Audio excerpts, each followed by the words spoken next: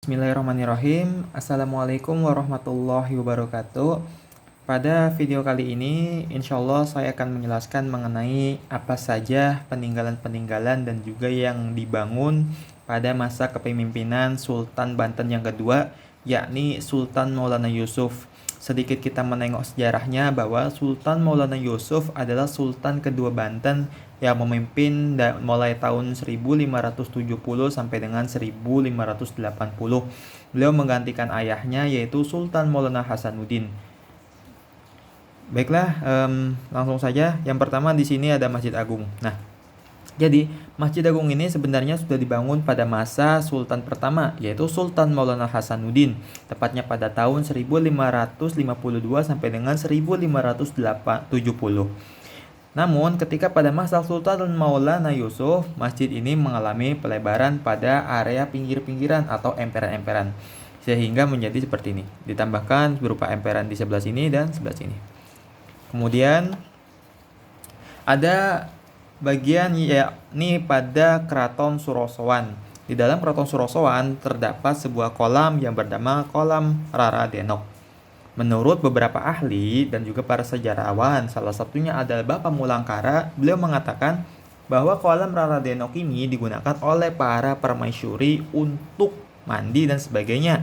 Dan hingga sampai saat ini ada beberapa nih masyarakat yang sering mengambil airnya dan juga mandi di kolam tersebut untuk keperluan dan ritual-ritual tertentu. Kemudian di sini ada emperan keraton di mana ini menghadap depan dan sekarang masih tersisa, bisa dinikmati. Kemudian area keraton yang kedua yakni ada kamar mandi raja-raja, dan di mana Sultan Maulana Hasanuddin dan juga pastinya Sultan Maulana Yusuf sebagai putra dari Sultan Maulana Hasanuddin pernah menggunakan tempat ini sebagai tempat bersuci atau untuk mandi. Kemudian di sebelah sini adalah tempat kolam khusus laki-laki seperti para penjaga, para pekerja, dan lain sebagainya. Lanjut, kemudian kita menjelajah. Apa saja sih yang dibuat pada masa Sultan Maulana Yusuf ini?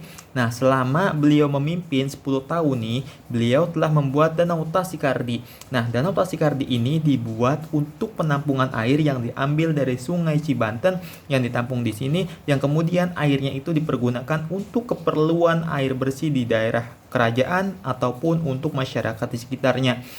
Danau Tasikardi ini selain dibangun untuk menyimpan atau menampung air dari Sungai Cibanten, danau ini juga dipergunakan untuk tempat pertemuan dan juga tempat rekreasi para keluarga raja. Nah, awal mula dibangunnya Danau Tasikardi adalah dimulai ketika Sultan Maulana Hasanuddin wafat, maka ibunda dari Sultan Maulana Yusuf, yaitu Ratu Ayu Kirana, merasa sedih. Maka Sultan Maulana Yusuf pun membangunkan sebuah danau untuk dihadiahkan kepada ibunya. Nah, di tengah danau ini ada sebuah pulau bernama Kaputren, di mana pulau tersebut juga sering digunakan oleh para keluarga sultan sebagai tempat rekreasi dan juga sebagai balai pertemuan dengan orang-orang yang datang dari luar. Air dari Danau Tasikardi ini sebelum dialirkan ke kerajaan akan dialirkan ke Pangandaran Abang terlebih dahulu. Nah, di Pangandaran Abang ini disimpan selama 3 hari dengan disaring dan difilter. Kemudian lanjut ke jelajah 2. Setelah dari Pangandaran Abang tadi, maka dipindahkan ke Pangandaran Putih selama 3 hari pula. Di sini disaring dan air sudah mulai agak bersih. Setelah dari Pangandaran Putih, maka dipindah ke Pangandaran Abang selama 3 hari juga. Dari Pangandaran Emas ini, dari Pangandaran Putih pindah ke Pangandaran Emas ini selama 3 hari, maka air akan jernih. Nah, dari Pangandaran Emas ini, maka dialirkanlah ke kerajaan seperti di Keraton Surosowan dan di masyarakat sebagainya, termasuk untuk pengairan di Danau Raradenok dan sebagainya. Lanjut. Inilah proses ketika kami berwawancara atau saya mewawancarai narasumber. Nah, sekian mungkin peninggalan Sultan Maulana Yusuf.